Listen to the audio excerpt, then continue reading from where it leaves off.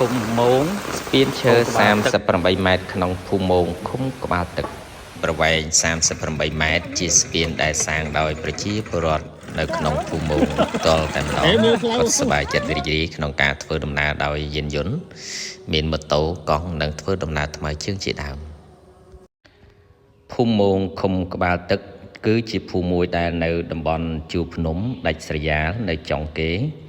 ហើយក្នុងរដូវវស្សាគឺទឹកជន់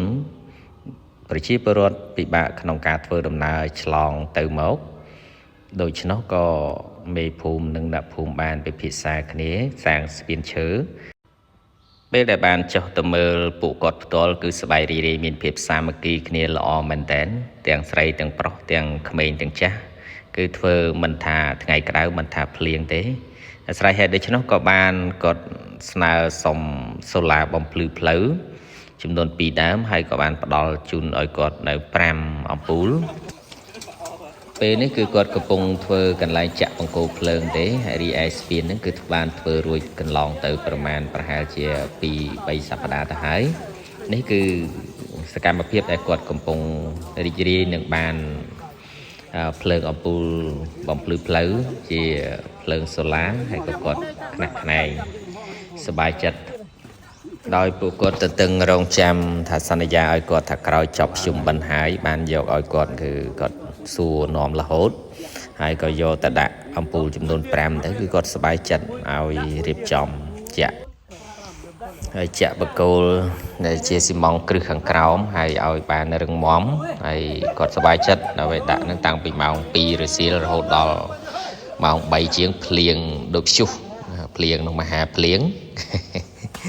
តែភ្លៀងយ៉ាងនោះក៏ដោយគឺការងារមិនទាន់ហើយគឺមិនឈប់តែម្ដងគឺសប្បាយរីករាយដោយគាត់បានសូឡាបំភ្លឺផ្លូវពីគល់ស្ពានរហូតដល់ចុងស្ពានគឺភ្លឺព្រំព្រាតនៅពេលរាត្រីជាស្ពានថ្មីដែលស្ពានឈើសាងសមិទ្ធផលនៅក្នុងភូមិប្រជាជនសាមគ្គីនៅក្នុងភូមិហើយប្រើប្រាស់នៅក្នុងភូមិលៀងទៀតមិនត្រឹមតែអ្នកភូមិមោងទេដែលឆ្លងកាត់ប្រើប្រាស់ស្ពានឈើប្រវែង38 ម៉ែត្រនេះអ្នកភូមិនានាជាច្រើនមានភូមិម៉ាកភូមិដូងភូមិមោងភូមិស្លាទាំងខ្សាច់ទាំងខ្ចាយចំពោះភូមិងោជាដើមដែលតែងតែអាស្រ័យទៅរកឈើព្រៃឬក៏មានកិច្ចធុរៈជាច្រើននៅជើងភ្នំទាំងនោះតែងតែឆ្លងកាត់ទៅមកជាប្រចាំហើយការសាងសង់នោះគឺមិនប្រើរយៈពេលយូរទេគឺគាត់ពិភាក្សាគ្នាមួយថ្ងៃគាត់ធ្វើប្រហែលជា3-4ថ្ងៃទេឈើគឺជួយគ្នាទាំងអស់ទាំងសម្ភារៈទាំងជាងទាំងកម្លាំងទាំងអីទាំងអស់គឺគាត់រួមគ្នាធ្វើនៅពេលដំឡើងសូឡាបំភ្លឺផ្លូវនេះគឺសល់ពេលឬក៏ចាំពេលហើយពួកគាត់តែសប្បាយរីករាយបរិយាកាសនៅជាមួយគ្នាគាត់នេះគឺគោយន្តឡានអីគឺនៅខាងក្រោមទេដោយសារតែมันអាចទ្រទម្ងន់ធ្ងន់បានទេស្ពាននេះគឺធ្វើសម្រាប់តែម៉ូតូកង់និងថ្មើរជើងតែប៉ុណ្ណោះរីឯគោយន្តយានយន្តផ្សេងគឺនៅខាងក្រោមដដែលប៉ុន្តែទឹកស្ទឹងនេះគឺមានតែរដូវវស្សាប្រហែលខែតែប៉ុណ្ណោះ2ឬក៏3ខែតែប៉ុណ្ណោះឯងដែលជួរជនលិចមិនអាចនឹងធ្វើដំណើរបានក៏ប៉ុន្តែសម្រាប់រដូវប្រាំងចាប់ពីខែ11ពាក់កណ្ដាលខែ11ឡើងទៅគឺលែងមានទឹកជន់ហើយអាចធ្វើដំណើរបានដោយស្រួលនេះគឺជាគោយន្តដែលមកពីតាមបណ្ដាជើងភ្នំទឹកខ្លីទឹកអុកទឹកអីជាដើមហ្នឹង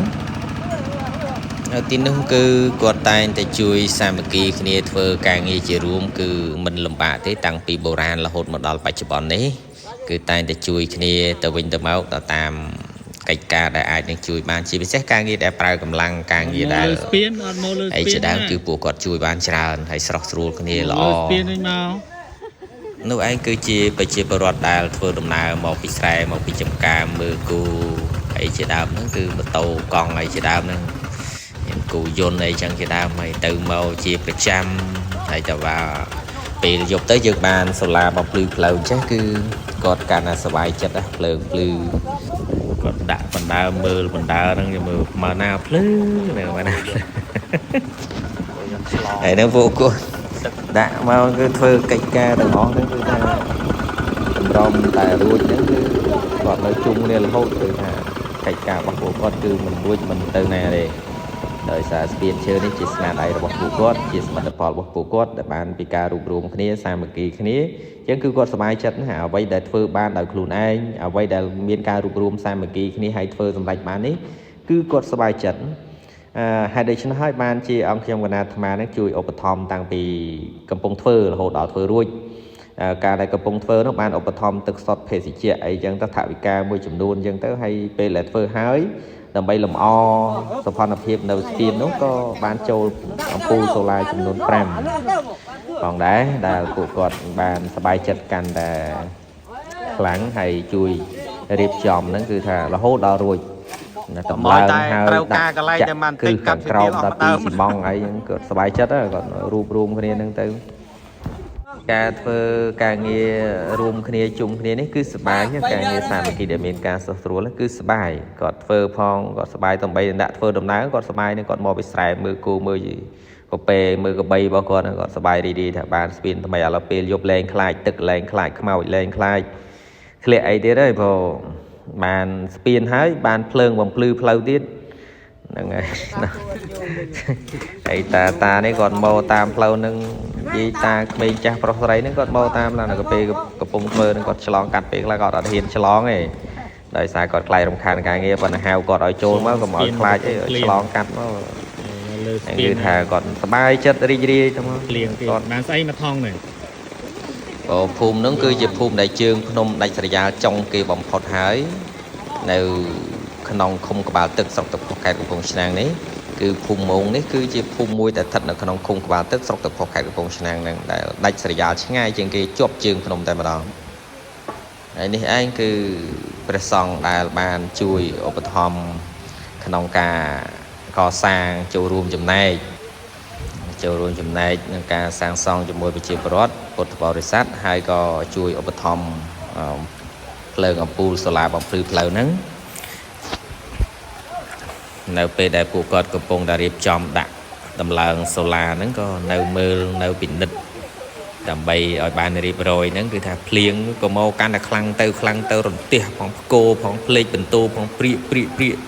គឺថាទោះបីយ៉ាងណាក៏ដោយគឺពួកគាត់នៅភ្លៀងដែរគឺអង្គខ្ញុំគណៈអាត្មាហ្នឹងនៅភ្លៀងដែរគាត់តែខ្ញុំគណៈអាត្មាហ្នឹងនៅនឹងកន្លែងភ្លៀងមែនប៉ុន្តែមានឆាត់បាំងអញ្ចឹងមានឆាត់បាំងក៏ត្រូវភ្លៀងទៅផ្ដាសាយដែរ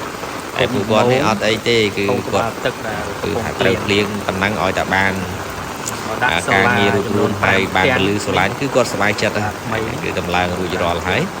គឺ5ផ្ទាំងហើយដំឡើងរួចរាល់ហើយគាត់ចុចតេឡេទៅគឺភ្លឺ1ម៉ោងហើយបើយើងឲ្យសេរីឲ្យត្រូវម៉ោង6ភ្លឺម៉ោង6ងងឹតអាហ្នឹងគឺថាសេរីបានជាពលឺសូឡាដែលខ្លាំងដែរហើយអាចភ្លឺបានពេញមួយយប់ទៀតផងហើយនេះភ្លៀងកាន់តែខ្លាំងទៅគឺថាភ្លេចបន្ទោផងគោលលាន់រន្ទះគឺថាឈោងឆាងហាក់